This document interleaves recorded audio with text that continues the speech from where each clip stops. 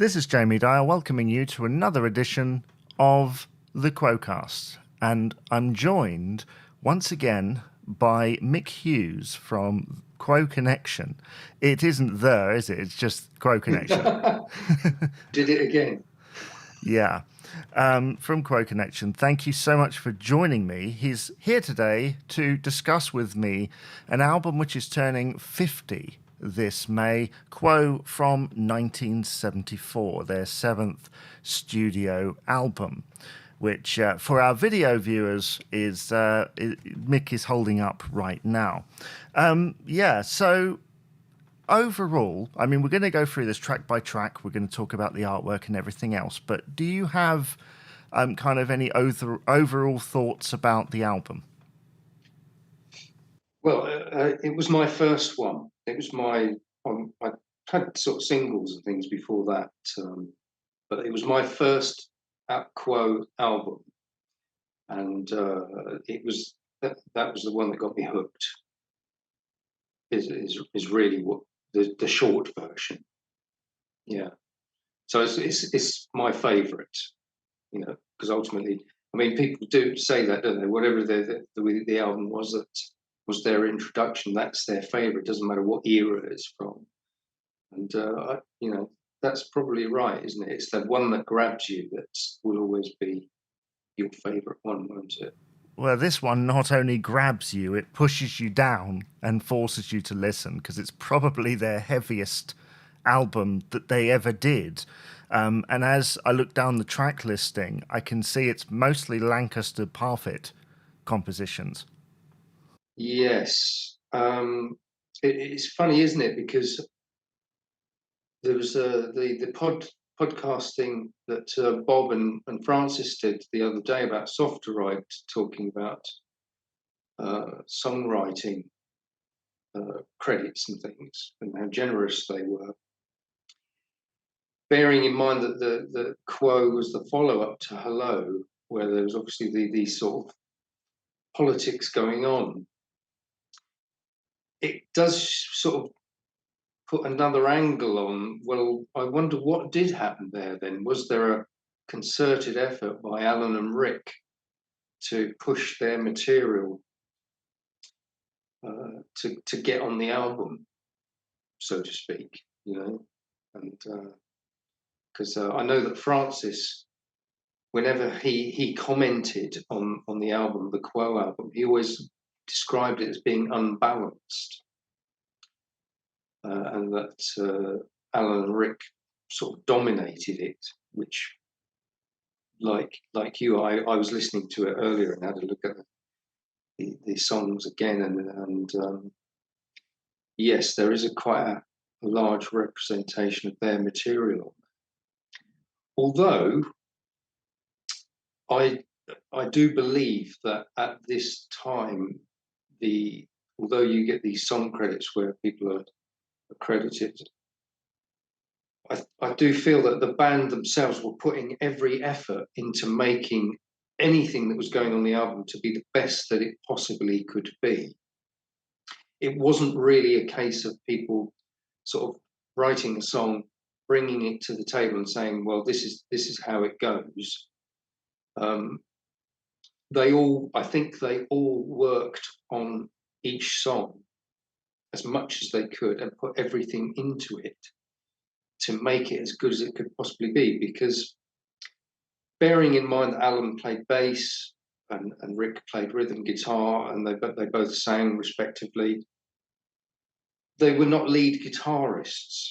Okay, so knowing how these things work, Francis, when it comes to the guitar solo, Francis would have had a lot to say about the composition of the guitar solo, because ultimately, although they would have said come in with the lyrics and the melodies and everything from the basic track, it would have been, well, Francis, this needs a guitar solo.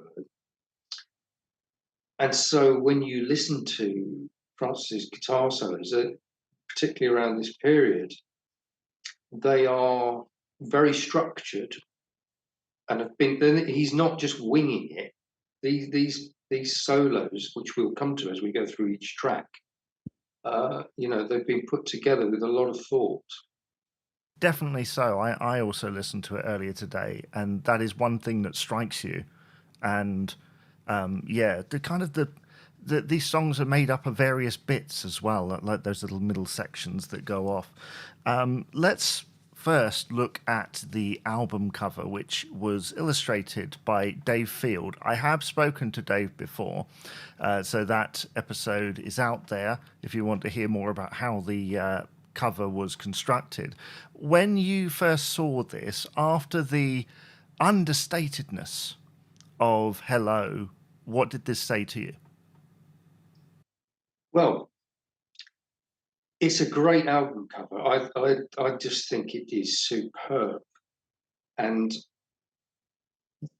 around about this time, I don't know if it was actually. I'll need to watch your thing with the artist about this album cover, because to me, it was the time of all the Roger Dean album covers, where you had this kind of artwork, and but like with Yes, the Yes album covers, and Uriah Heep and bands like that, they had this kind of thing going on, and I thought maybe it was a kind of an in joke, because Quo's music was at such an opposite end of the scale to all this progressive rock that was coming out. So, but it is a striking cover, and it is very, very good, and I love it. In fact, it was the one that I had, that image on the back of my denim jacket in the back of back in the 70s, because that's what everybody did then. They on their denim jackets they would have most Quo fans had the Hello silhouette on the back of their denim jacket, but mine was that one, and so yeah. Um, I'd be interested to see what Dave Field. I'm sure I have read an interview somewhere where he was explaining what happened. It is very interesting, if I do say so myself, because I'm the interviewer. I don't want to take too much credit, but he was very interesting to hear the story behind this. I mean, to me, I call this the Quo tree. I don't know about anyone else. That's what I call it, and it is a very, as you say, striking cover that just says rock album to me, and it's one of those cases where the artwork matches the music within so perfectly, because there's something a little bit darker about it. Let's go on to track by track basis. So we start with Backwater, featuring lead vocals by Lancaster, writers Rick Parfitt, Alan Lancaster. The whole album was recorded at IBC Studios, and the band produced this one. So, Backwater, what are your thoughts on this live favourite as it became? Well, it's the Quo album has this particular sound, and it's sort of unlike the other ones. It has got this edge to it, and Backwater it's sort of unusual in the way that a Quo album would start, because if you think back to Pile Driver, the immediacy of Don't Waste My Time and Roll Over Lay Down on Hello, there's this riff thing going on, which then goes into this build up, which sets everything up brilliantly. It's a great, the Quo were masters at this thing, where they would have this intro which would build into what the band coming in fully. And Backwater is a great example of that, but it was slightly different because it doesn't really give anything away on first hearing. That down, down, down, down, down. It's sort of heavy rock, but slightly funky, with these fuzzy guitars, and so it's like, oh, this is interesting. Where's this going? and then it goes into that wonderful where it drops off and it goes into the build, and then the band kick in with the classic boogie riff, and we're off. We're in familiar territory, but it's a monster track, really. And the vocals, different vocal again. You're kind of expecting Francis. It's Alan. You know, he's doing the lead vocal on here, where he hasn't, if memory serves me right, not really made much of an appearance at all on the previous two albums. No. I don't think he doesn't sing anything on Hello, does he? Not lead vocal, anyway. No, nothing that I can think of. He might sing I mean, certainly live he sang co-lead on Blue Eyed Lady. But that's right. So he'll do a co-vocal. There's not, you don't hear him doing a main vocal. So this is interesting, where you've got a different voice, and the big riffs and moments in Backwater, and it's just epic, really. And that's why it remained such a live favourite for such a long time. But then what I was talking about earlier about guitar solos, the guitar solo in Backwater, the progression changes, the chord progression changes, and it goes into this wonderful solo, which the melody of it is superb. It really is. I mean, I know Francis, he doesn't get we all know this, he doesn't get the recognition that he deserves. But that particular solo is so unusual in a way, and melodic for such a heavy rock track. And there's these lovely little production touches which kind of make it the really like the triangle thing that is going on in, yeah, bing, bing behind it. You know what I'm talking about. No, that wasn't a very good impression of it, but it's like and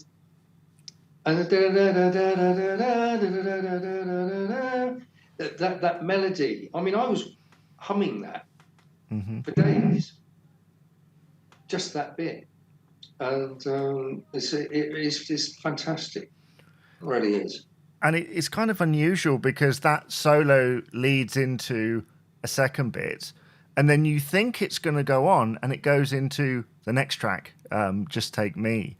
And again, Quo hadn't really done that except for Is It Really Me, Gotta Go Home on the Mark Kelly's album, where it kind of transitions into the next thing. One thing I should note before we go on to Just Take Me, that apparently the band wanted Backwater as the single, and another track was chosen, which we shall get to.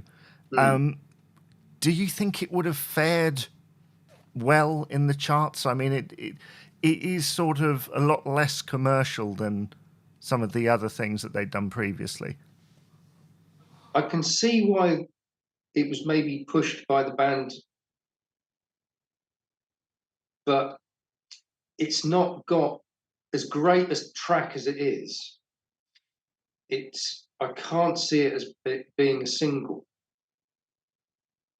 And I think the record company, even at this point, were aware of the commercial appeal of the Francis vocal. And that's why they went for Break the Rules. But Backwater, I listened to Backwater more than I listened to Break the Rules. Backwater went into the live set, Break the Rules didn't. So that kind of speaks for itself, really, I suppose. And coupled with Just Take Me, and certainly something I noticed, John's drumming throughout, even in that build-up. You know, the focus is on sort of the flangy guitars and the solos, like you say. But to me, John throughout this entire album is really strong, using all of the tools in his toolbox, essentially. You know, there's rock drumming in there. There's a tiny bit of jazz drumming. There's, you know, military elements, and certainly at the beginning of Just Take Me, he certainly makes his presence felt. Oh yeah.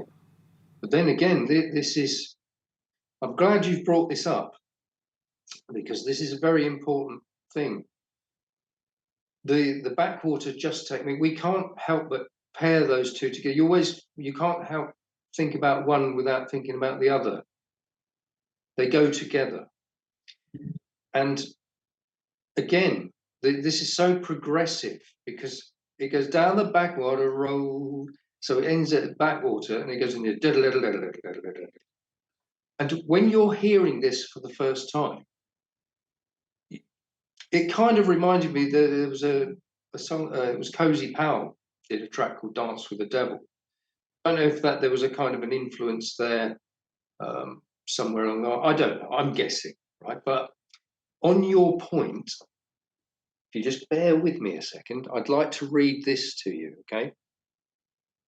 Because this is relevant, and I was going to mention it anyway. This is a magazine that we used to get. It's called Beat Instrumental. So I know the guitar players out there are probably familiar with this.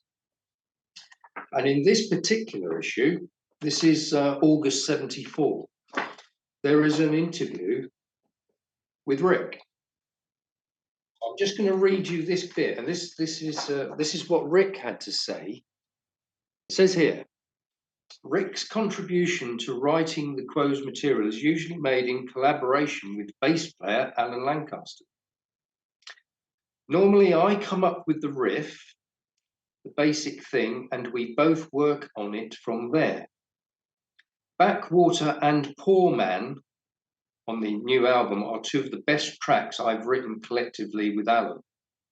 I'm guessing that what the Poor Man is just, and Poor Man was probably the working title that they probably, because this is what you do when you're recording, you need to put something down to refer to whatever the song is that you're making. You have a working title. It can be anything, you know. And he goes on to say here, Rick says, but I really enjoy playing rhythm guitar now, whereas before I was just playing straight rhythms. On Hello and Quo, there's been a lot more variation of riffs. I think that's part of the reason that the new album is better than anything else we've done. Though everybody's found themselves as players and really let go on this album, especially John. I think it's John's album as far as improvement goes. So what Rick's saying here is he thinks of it as John's album, which falls in with what you've just said about all the different percussive things that are going on. So I found that very interesting. That was how he viewed it. That is interesting, and that's certainly what I picked up from listening to it earlier. That, like you say, there's so many different areas there, and it's great that he gets a moment in Just Take Me, and obviously Slow Train later that we shall get to. That's really cool, and it's interesting what you were saying there about finding themselves as players. I think they do kind of push themselves a little bit further with the arrangements. They kind of go off into little territories. And Rick, he was experimenting as well because he'd recently discovered this dropped B guitar tuning, which is what he plays on Backwater and Just Take Me. So he was discovering not just the regular standard tuning bar chords, you know, thing that is in most of the music. He was discovering these alternative guitar tunings, which again was giving it a different sound. And so there was a lot of things going on where they were scrutinizing what they were doing and how to achieve particular sounds and things, which comes to fruition on this album. Yeah, definitely. Certainly, and with Just Take Me, that we shall now talk about. They almost do sort of a Bo Diddley beat type thing. That's kind of the idea, and with Rick doing those, da da da da da da da da da, which, as you pointed out in that interview, is a slightly different rhythm to what he had done previously. But it's not a shuffle. No. This is what got me. I remember the album reviews at the time. So another Status Quo album, there's more of the same.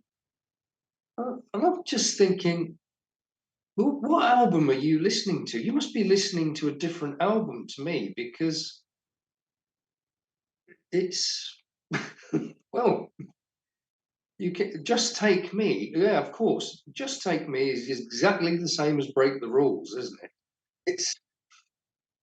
It's ridiculous. I mean, here's a controversial point. Do you think reviewers sometimes just listen to the single and then placed their opinions on that on the entire album? Well, the press and the critics, there's a love-hate thing going on. I think more hate during one particular period with Quo, where famously there was a journalist, Quo, I think Quo were playing at Hammersmith Odeon or something, and some Quo fan went in the pub after the gig. And the guy was at the bar, and he said, "Oh, what was it like tonight?" He said, "Because I've got to review it in this week's magazine." So he wasn't even at the gig. He was asking somebody who'd been at the gig. So it's appalling, really, isn't it?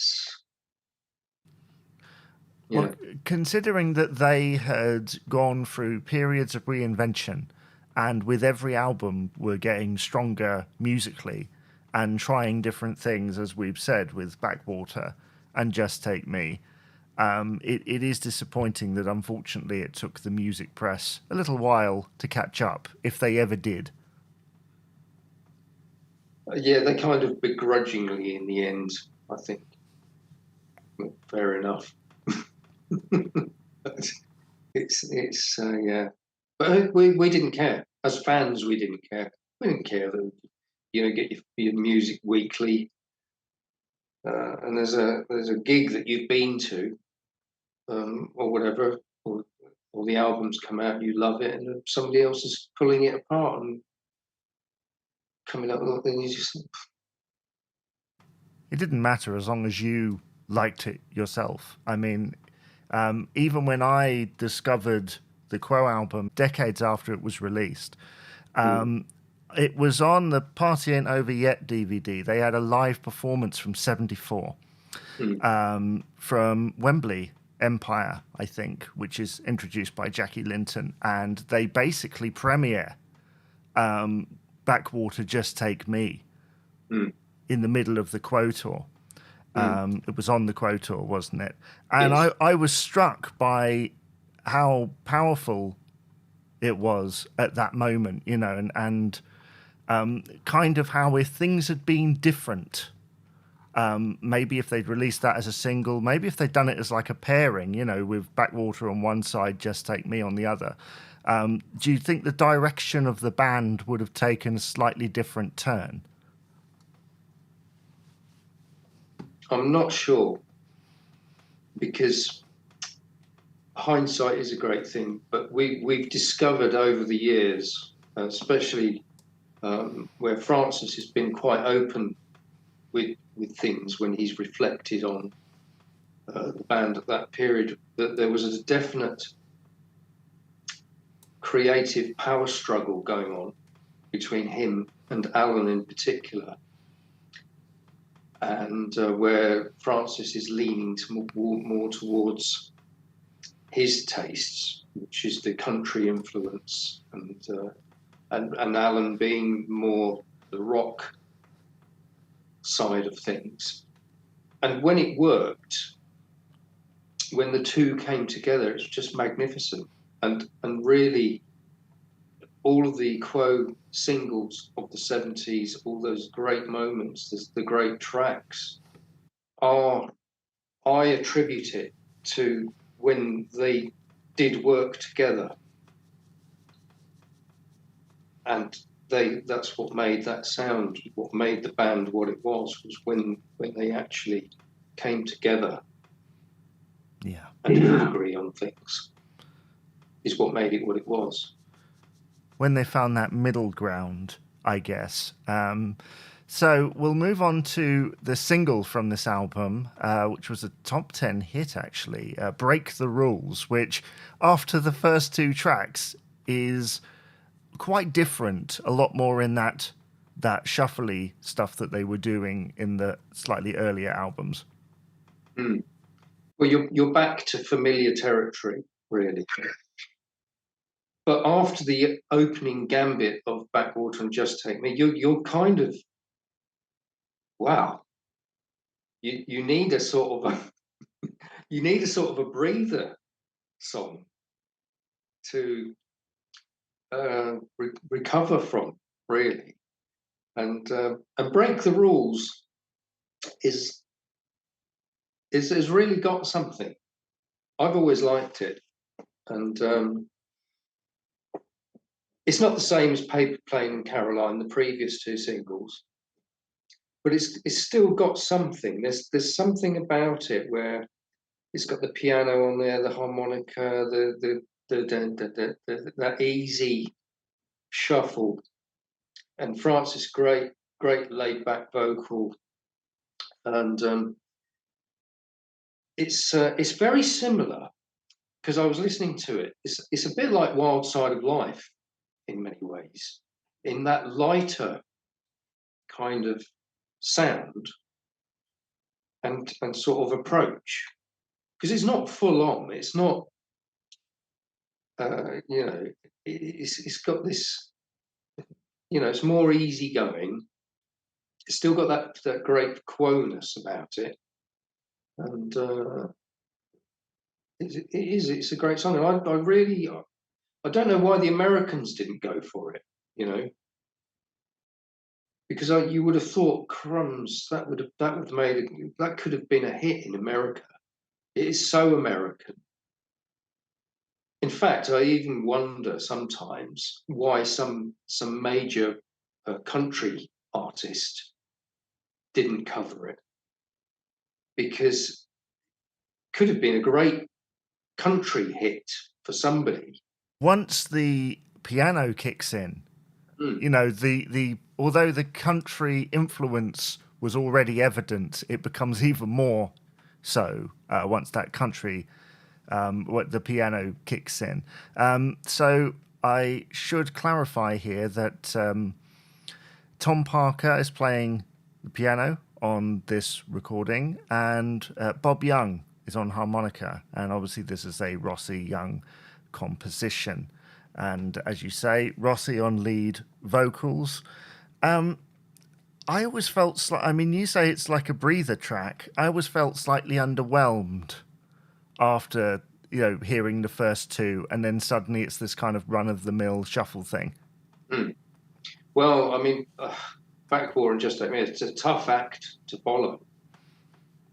So what do you do when you? I know what it's like. I've been through this process where you're sat down and go, how running order? What are we gonna follow this with? And there is an art to it.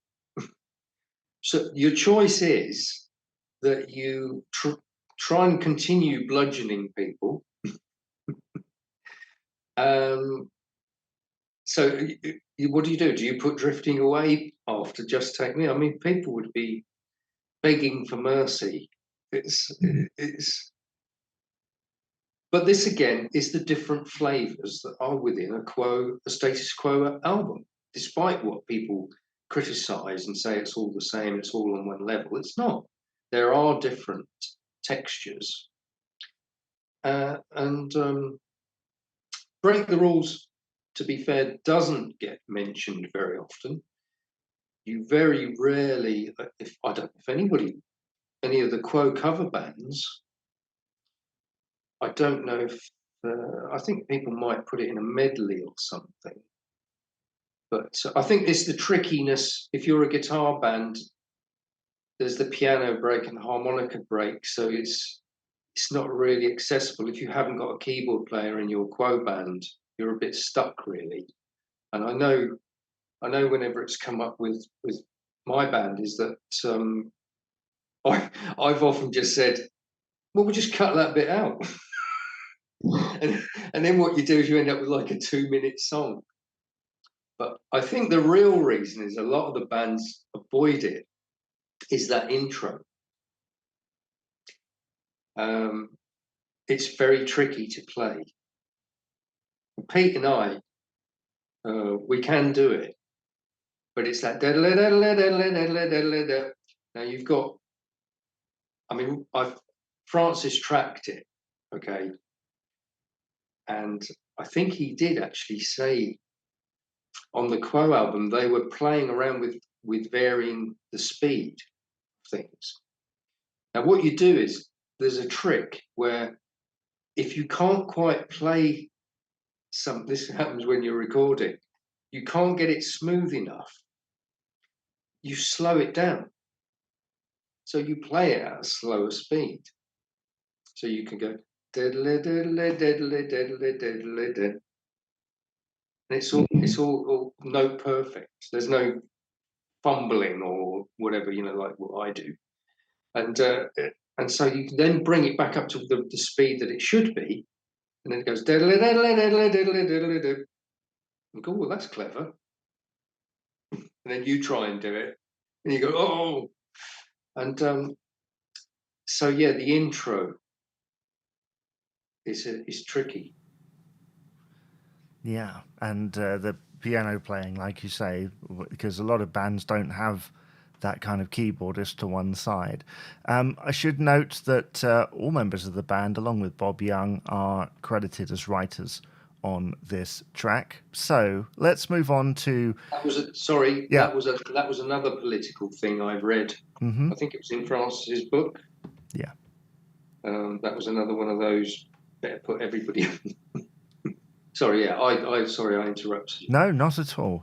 So let's move on to the last track of side one, which is Drifting Away, another Parfit Lancaster masterpiece, if I might say so myself. Lancaster on lead vocals again, after the breather of Break the Rules. What do you think of it, Mick? Incredible track.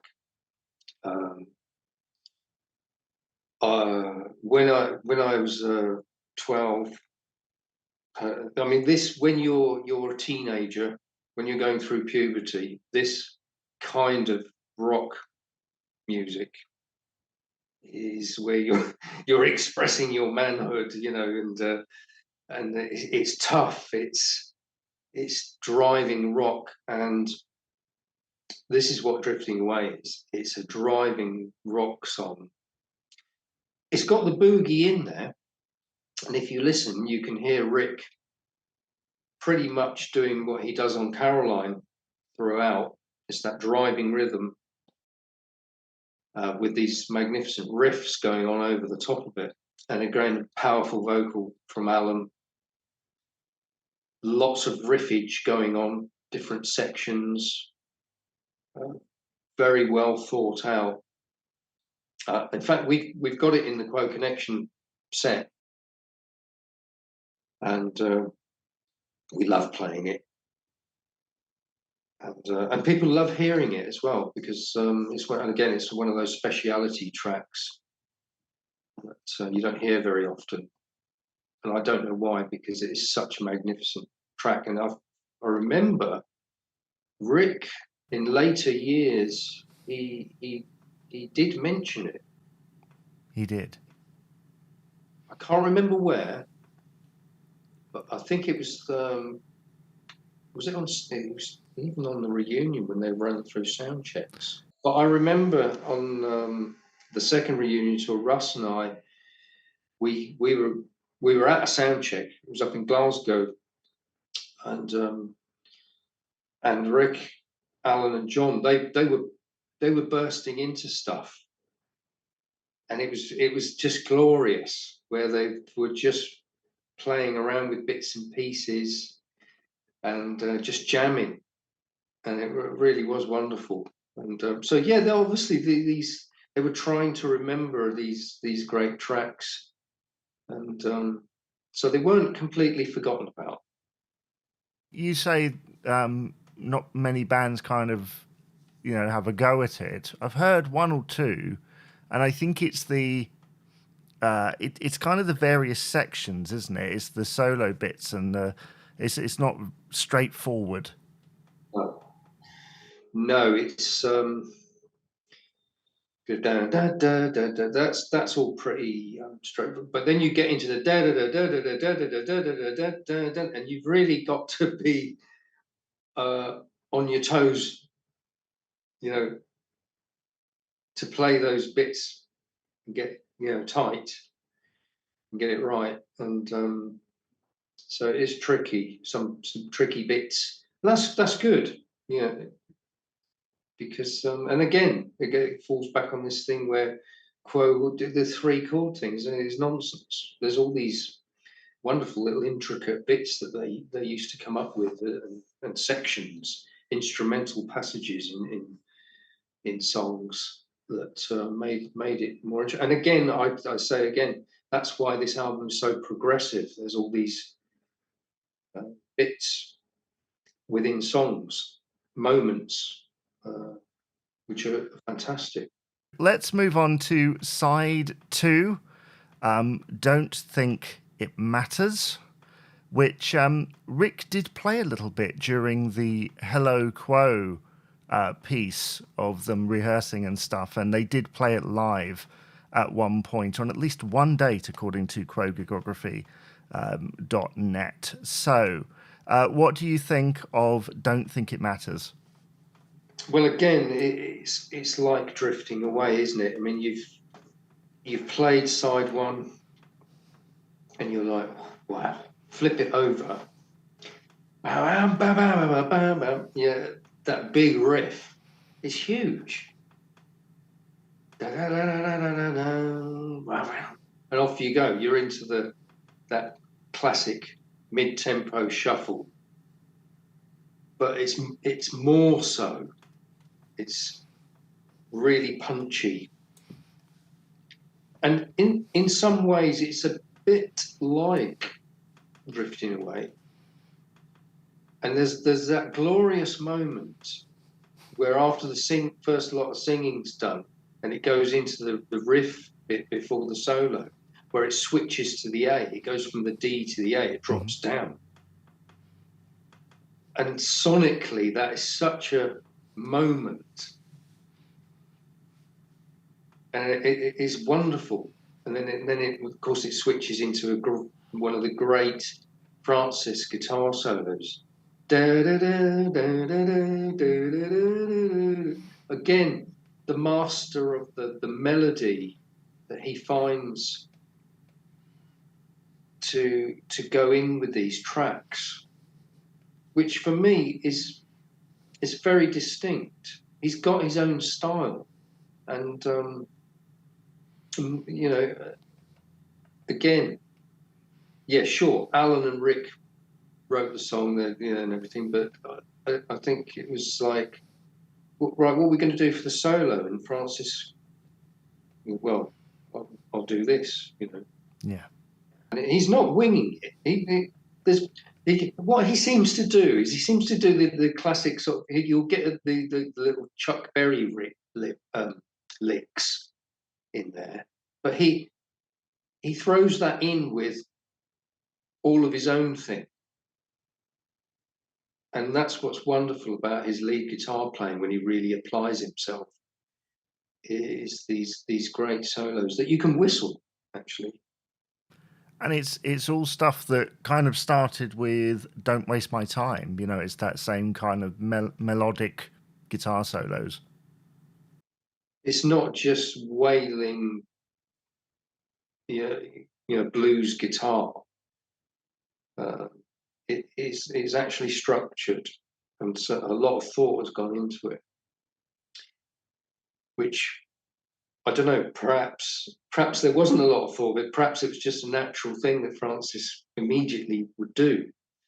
These moves that he would come up with. I don't know. I'd love to sit and chat with him about it, and So how did you come up with that? That's what I'd really like to hear, is him explain how he did come up with some of this stuff. It would certainly be very interesting to hear about that. With the vocals on this track, and with Drifting Away, I mean, Alan's vocals, they really cut through the mix. And I didn't mention it with the previous track, but Alan goes up to some quite high notes, really, for someone in his range, I guess. Although I can't say that for certain. That's just on hearing. It's something I don't think you really hear him do until Over the Edge, many years later. But we don't think it matters. I love that they have that kind of section in the middle where you just hear him, and it kind of all comes together before the, like you say, the together. Yeah. Well, that's interesting what you say there about Alan's vocal, where he did have this range. He could do things that the other men, maybe Rick, could do things, but Alan, it's like, I'll tell you what, I'll let you know a little secret. In Quo Connection, okay, our Rick Chase, who's a fabulous vocalist, all the difficult stuff we get him to do. Because he's a great singer. He can sing properly, and so consequently, yeah, he does Drifting Away and Over the Edge, and which requires a lot of vocal discipline, and you need to have the voice to do it. And this was the great thing about Quo, though. They had the three vocalists, so you had all these different flavors, and you had Alan's style, you had Rick Parfitt's style, and of course Francis with his style, and that's one luxury that a lot of bands couldn't boast about. Really, they didn't have that in their arsenal, which is one thing that Quo did have, which was glorious, really. So let's move on to Fine, Fine, Fine, or maybe I think I've got some requests coming in from somewhere for fans to just skip over that one, because I'm sure somewhere there are there are copies of the record that have this giant dent in it where somebody's tried to move it on. What do you think? I like it. Yeah, it's interesting, isn't it? That Fine, Fine, Fine, I don't mind at all. Again, it's like a different flavour, a different sound. You've just had Drifting Away and Don't Think It Matters, which are full on. But what's interesting here is that, like what you've just said about it being a skipper and not being that blown away by, or being underwhelmed, to use your word, by Break the Rules. Isn't it interesting that the two Francis songs, or Rossi Young songs, fall into this kind of they've not reached expectation, or are they being overshadowed by the greatness of the Alan and Rick's songs? Are they really that powerful that anything that's come in between those songs is underwhelming? But fine. Getting back to Fine, Fine, Fine, I actually like it, and it's a bit like, it's lighter. This might be the reason why it doesn't stand up to some people. It's like that Wild Side of Life approach, where it's lighter, but the guitar playing in it, you listen to the diddle diddle diddle diddle diddle diddle. I mean, the fluidity and the Francis guitar solo and guitar licks and everything. If it had appeared on a flipping, I don't know, Kenny Rogers album, people would probably be jumping for joy. But I know people. I know they go fine, fine, fine, and I'm sort of I'm not that offended by it, but some people actually are, and it's yeah, interesting. Well, like you say, those solo sections are very strong. The vocals on it, the melody is very catchy, and like you say, would work in a country context. In fact, Bob Young did position it as a country song on his In Quo country album in the mid 80s, and it works very well under that guise. But the thing is, there are a lot of heavy songs in Quo's catalogue that would also work in that context. You have things like Claudie and stuff like that that maybe have a slightly better reputation. It's certainly very hummable, like you say. I don't mind it at all. Um, but if I was playing individual tracks, that would probably not be one that would be a go-to track. You know, depending on what mood you're in. If you want to rock out, you would not put Fine, Fine, Fine on. Well, let's move on to the next one, the seventh track on the album. This is a Parfit Lancaster composition where Parfit takes his center stage for the first time on this album. He's been very quiet vocally here, really. He hasn't, only lead vocal on the album, but been very much a presence in previous ones, but on the lighter side, except for things like Big Fat Mama, of course. And so he gets to carry on that lighter side that kind of started with things like Unspoken Words, etc., with a song called Lonely Man. What do you think of Lonely Man? One word, epic. It's an epic track and very progressive and no shuffle.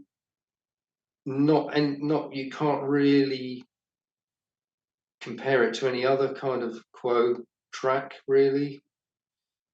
No real blues influences in it or anything. It builds. It's one of those tracks that builds, which I like. Each section grows in intensity as it's building towards. I mean, by the end of it, it's flat out. I mean, it's full on. It really is. And again, the Rick vocal. He is the only one that he's doing the lead vocal on this album, isn't it? Mm-hmm. This is where Francis, in recent interviews, whenever he's been talking about Rick and his participation, has been mentioning Rick's voice, how he liked that gentler side. He preferred that gentler side to Rick's voice rather than the more rock approach, which Francis is not so keen on. But I always say, well, you have to sing a song in context with the song. Yeah, you know, if it's a full-on rock song, you have to sing it accordingly. You can't hold back or do some kind of timid, sensitive vocal to it. It just doesn't. It won't sound right. It depends on the nature of the song, doesn't it? Surely, how you're going to approach it. Certainly vocally. But on this, Rick, I think he actually, going back to this beat instrumental, I think he does actually mention it. Oh yes, there's a paragraph here. It says he usually writes the lyrics, but there is one song that I wrote. Oh, he's talking about Alan. He says that Alan usually writes the lyrics. He says that Alan usually writes the lyrics, but there is one song that I wrote the words of, Lonely Man. I really felt those lyrics. It might be about me a while ago. A lot of our writing stems from on the road, in hotel rooms, or sometimes at home. Anywhere, really. I like slow melodic things, and I'll probably be writing a lot more in the future. So that's what Rick had to say about Lonely Man in this interview. So, but getting back to the track itself, how I received it, I just think it's magnificent. It's got that lovely lilting guitar intro, which has got, it could be, it's like the start of a Led Zeppelin song. It's got that same kind of progressive approach, and then as it's building and building, I mean, that guitar solo is for me, is one of Rossi's best guitar solos, because it goes into this dun, dun, dun, it's very easy going, and then it goes into it, and then when it kicks in, because it suddenly kicks in, doesn't it? Francis ends it with that little move, that classic move where he goes from the low note and it slides up. It goes and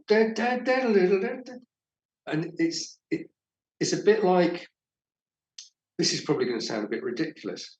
It's like all those little moves that you have in classic guitar solos, and I'd say the Commodore's Easy, where the solo at the end of it goes whoop. There's this whoop, all these little tricks, and that slide up is one of those tricks that you put in a guitar solo, and it's wonderful because he does it. It's so perfect, and then it goes up into that when the band kick in.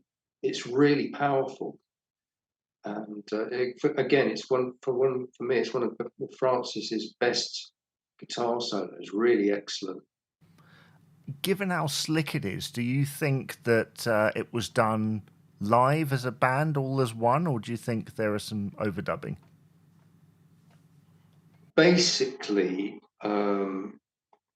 you would do, certainly back in those days, you would do the bass, what they call the basic track, and you would do this to predominantly to get the bass and drums down. So there would be a guide vocal, there'd be guide guitars playing the main bits. So they probably did play it, and Francis probably did do some kind of solo. Although Quo were very good at routining things before they actually would record it. So they'd work everything out, what they were going to do before they'd sort of press the record button. They wouldn't go in there and just wing it necessarily. I think they were quite disciplined in that respect, of everybody knowing what it was that they were going to be doing. So, I mean, I don't know. It's such a well-structured solo. Francis maybe did do like a guide lead solo, and then went back to it. He would work out other bits, better bits to go in it, to make it, the composition more together. But however he did it, it is great. It really is. Well, whenever they go onto that softer side, it is always quite interesting. This is almost like a forerunner to like Living on an Island and that type of thing, where you get that sort of build up at the end. Right, let's move on to the final track in this album. It's what, over 8 minutes long. It's basically a third of the side. It is an epic song that encompasses many genres. It just kind of flicks between them. What is your thoughts on Slow Train and its various kind of diversions? Slow Train. Well, again, with running orders on albums, to such a magnificent album, and when Lonely Man comes down to the wonderful ending where it just trails off, ding ding ding ding ding,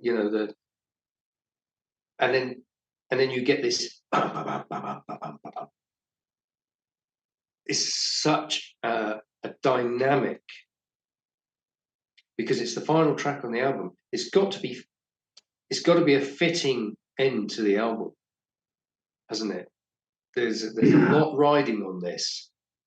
It's got to be, you've been on such a journey that whatever this last track is going to be, it's got to be, and it doesn't let anybody down, really, does it? From the get-go, the driving,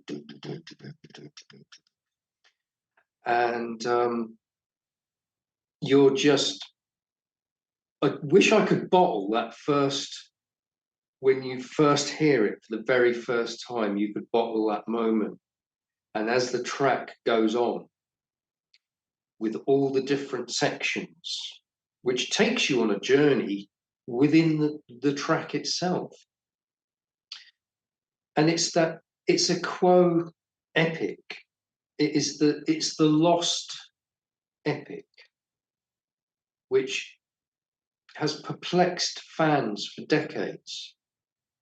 And I remember as a teenager going to Quo gigs in the 70s, and that's what you would hear throughout the gig. Slow Train. People begging the band to play Slow Train. It was that or Mystery Song. Those were the two that people would always be shouting out for. And Slow Train just never did it. Well, apart from in medley The medley, format. yeah. But that's another story. But this song is classic Quo.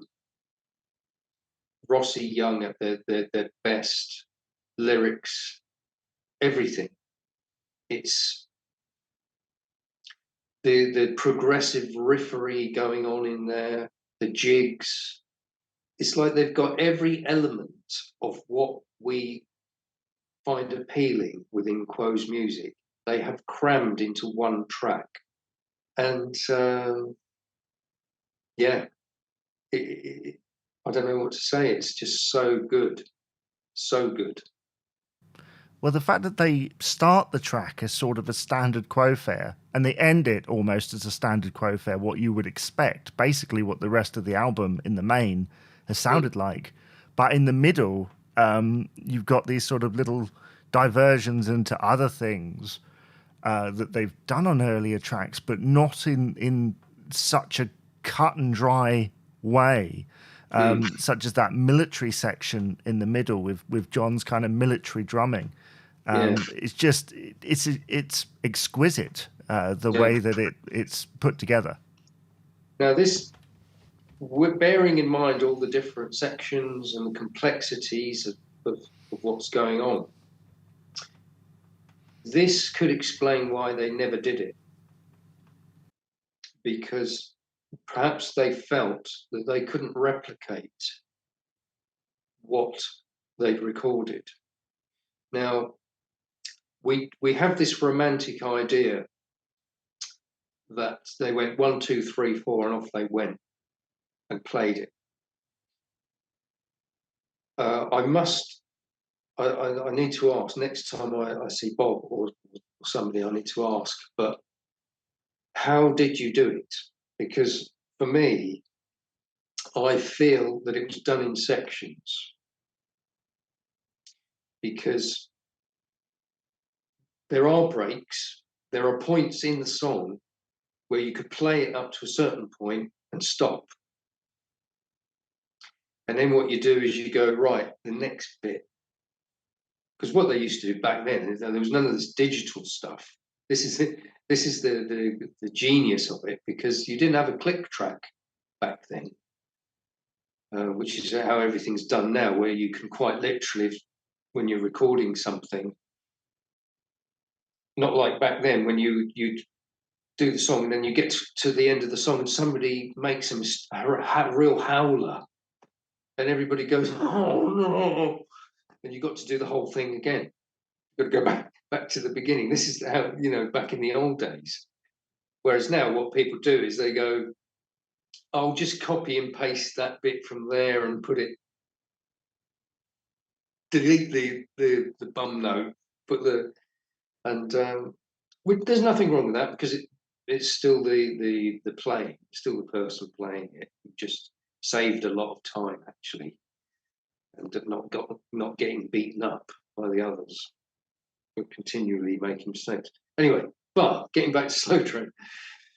So yeah, I'm guessing that what they did was they did it in sections because the complexity of some of those sections is so that you would need to be set up like the jig section.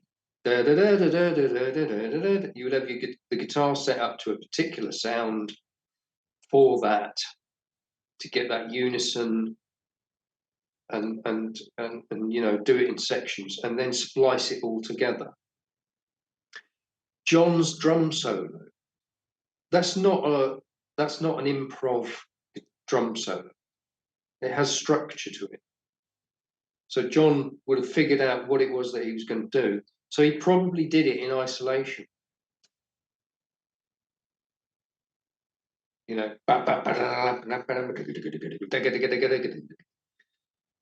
have asked him about this, but he can't remember. So, and then all he has to do at the end of it is just go da da da da da da da da da da da da da da da. Stop. And then cut into the next thing. I know that in the mid-'60s, Brian Wilson did a very similar thing with Good Vibrations. You can literally hear the cuts of the various sections. So it isn't out of the realms of impossibility, or whatever the phrase is, that they would have done it like that. I'm guessing that's how I would have done it.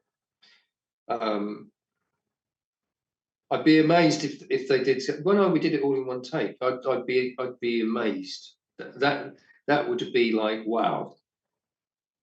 Not impossible, but it's a lot to ask, you know.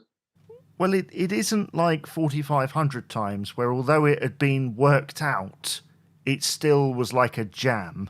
Whereas this feels like everything's worked out, and it's also executed to the very letter. You know, it's almost too organized. So, but however they did it, again, they came up with it, they created it, and it is magnificent. And as a closer, I can't think of a more fitting closing track to such a brilliant album.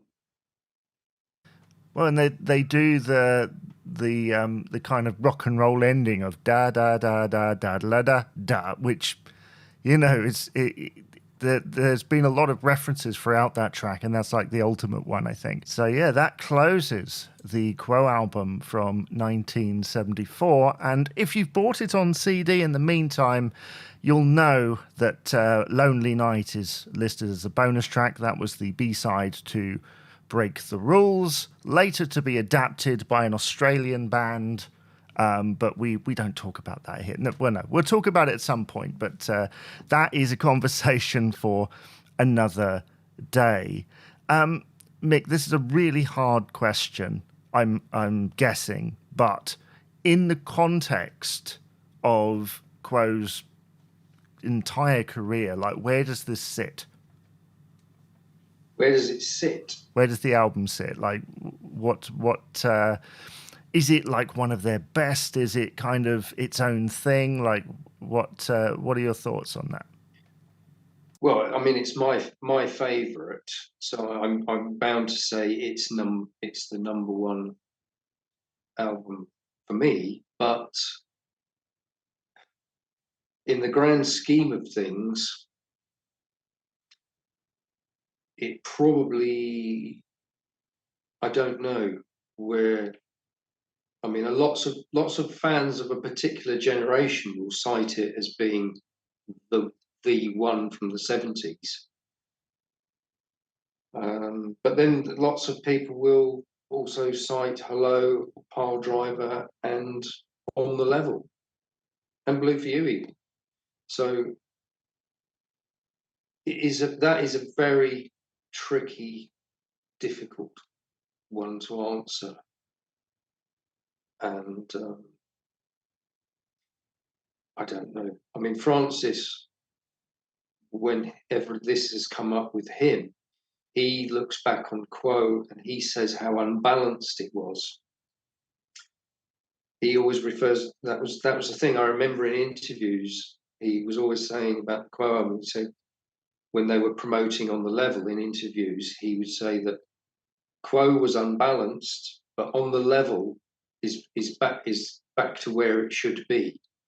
It's more of a balanced album. So he's probably right,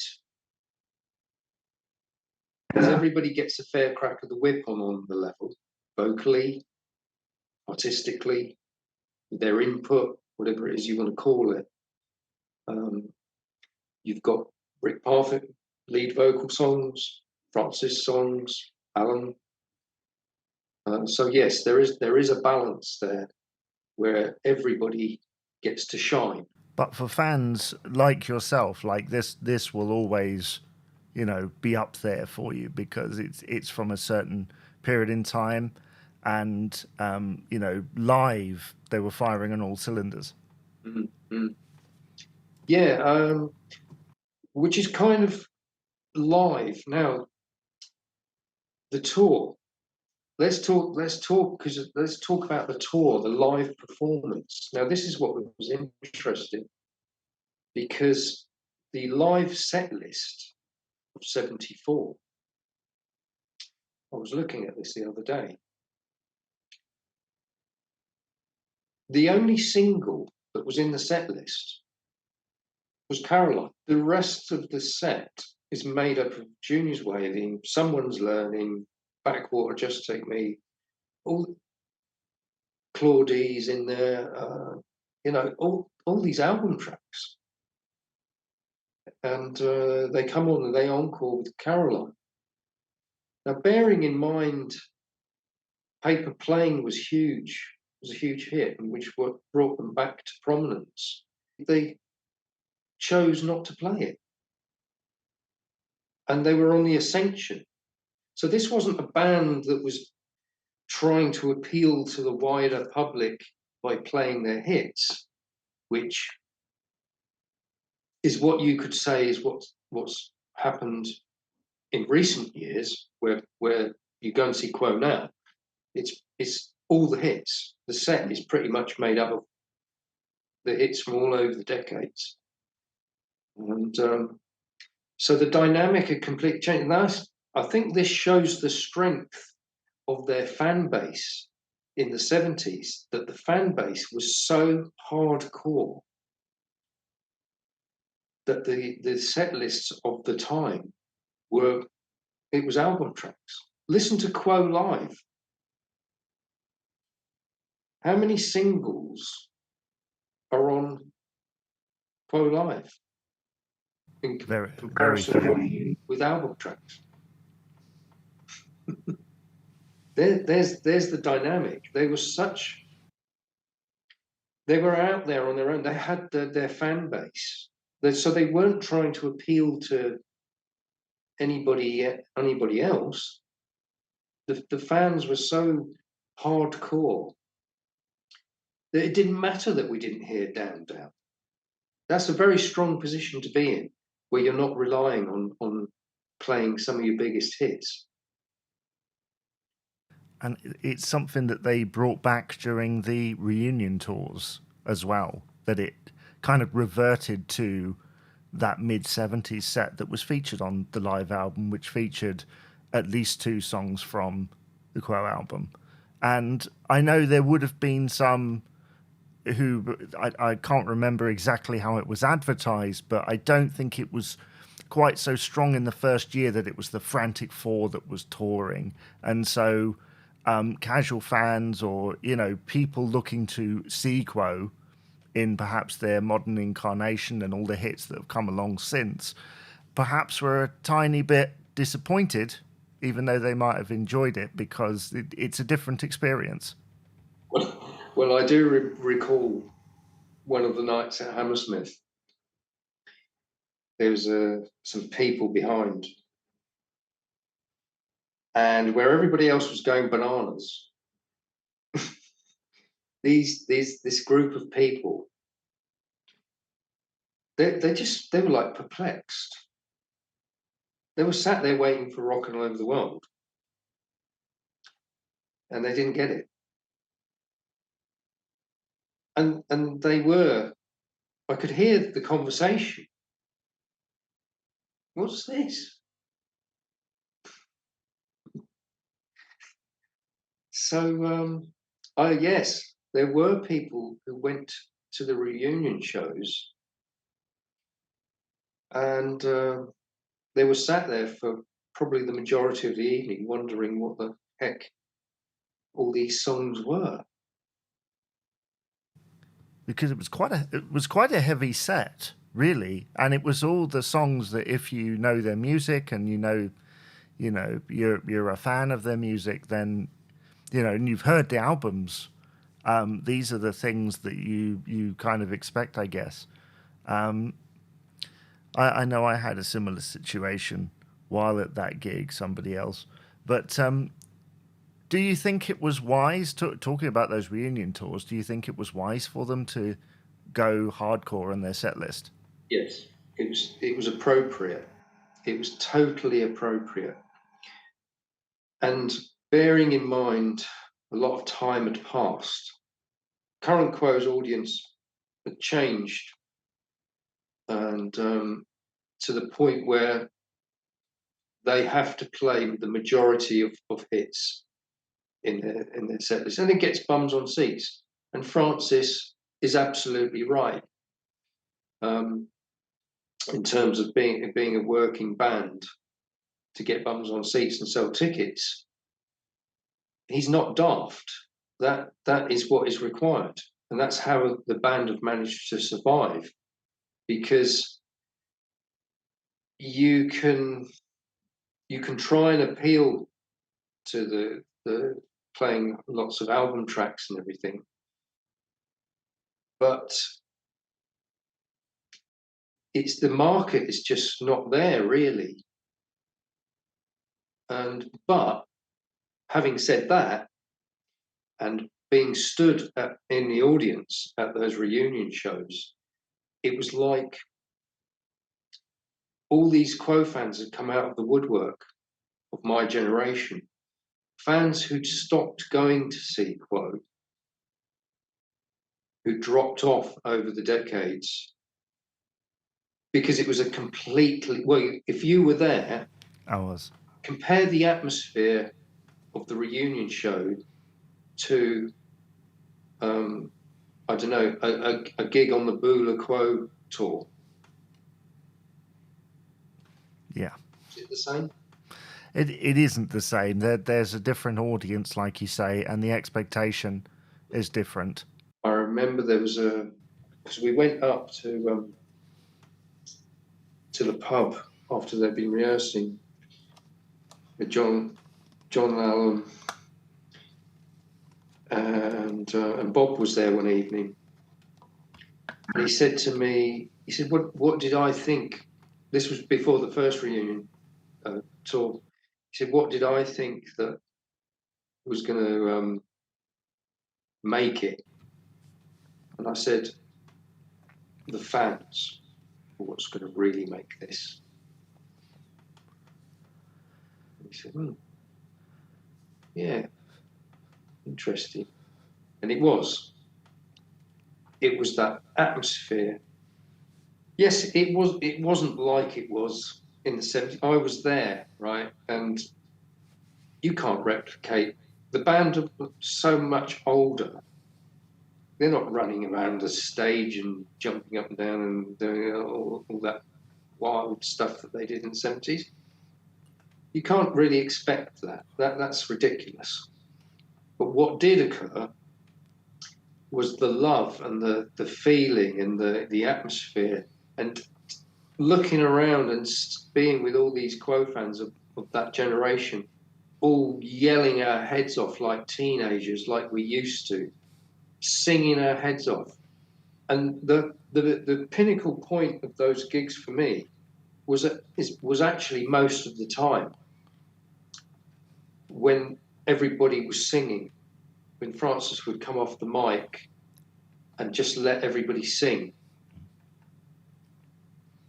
That was the moment. That was the hairs on the back of your neck, the chills, hearing that sound of the fans singing in full voice was just, you know, amazing. And that was what came back, was that atmosphere. Because you get this, don't you? If you're a younger Quo fan, you hear it from old Uncle Albert type characters like me, during the war, you know, that where everything was better and everything was this and all this. And I was so pleased that people of the younger Quo fan generation could get to have a glimpse of why we go on and on about those days and why they were so brilliant. And so it was that was another great thing about the reunion tours, was that the younger generation of Quo fan, who all live sick to death of hearing all these old stories and people banging on about this and, you know, how great it was, they got a chance to participate and see it firsthand, why we are so passionate about that period in Quo's history. So that was a good thing. Definitely. I only went to the first one in 2013, and I was blown away, because for me to hear Backwater Just Take Me and hear John go into that it's like, wait a minute, I'm hearing John Coghlan do Backwater Just Take Me at a Status Quo concert with the Frantic Four, with, you know, 5,000 others or however many were at Hammersmith. And, you know, that is born out of discovering this album and discovering the very few live clips that exist from this period, including the Wembley Empire, or whatever it was called at that point. So that brings us to the end of this episode. Thank you so much, Mick, for talking to me about this album and sharing your memories and little diversions that we take along the way. Well, I can't thank you enough for letting me talk about this, which was such a pivotal album in my musical development, in taste, in being inspired to want to play gigs and perform and everything else that goes along with it. You know, that was the beginning of the journey. So I thank you for letting me waffle on and pay tribute. And bearing in mind, this is the 50th anniversary of this great Quo album. So yeah, thank you.